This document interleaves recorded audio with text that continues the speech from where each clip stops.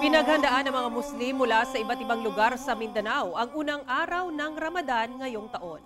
Tunghayan ito sa live report ni Efren Mamak ng GMA Regional TV 1 Mindanao. Efren.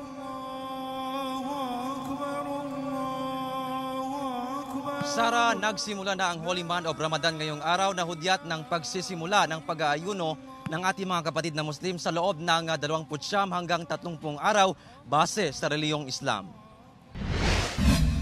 Kahit hindi nagpakita ang buwan sa isinagawang moon sighting sa Bangsamoro Daro Iftao sa iba't ibang lugar sa Pilipinas noong linggo ng gabi, handa na ang Muslim community mula sa iba't ibang lugar sa Mindanao sa pagsisimula ng Ramadan ngayong araw.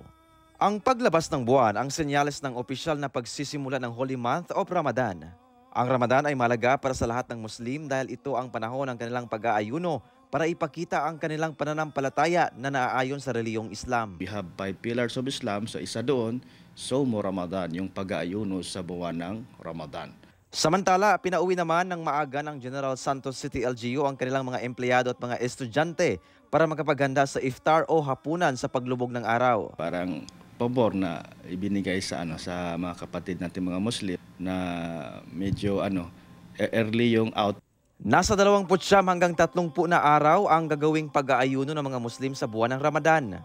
Ayon sa isang Islamic leader sa Santa Barbara Mosque sa Zamboanga City, isa rin itong sagradong panahon para magbasa ng Quran at mag-alay ng dasal na tinatawag na Tarawi. Kahit ano pang busy natin, dapat bigyan natin halaga kasi ito ay isang beses lang sa isang taon. Bilang bahagi ng paghahanda sa iftar, bumili na rin ng Muslim delicacy si Khalid Isaak tulad ng lokot-lokot at baulo na isang muffin cake na nakadisplay sa mga tindahan sa Zamboanga City. Mga like ganito, kakanin, mga tinapay, malas size.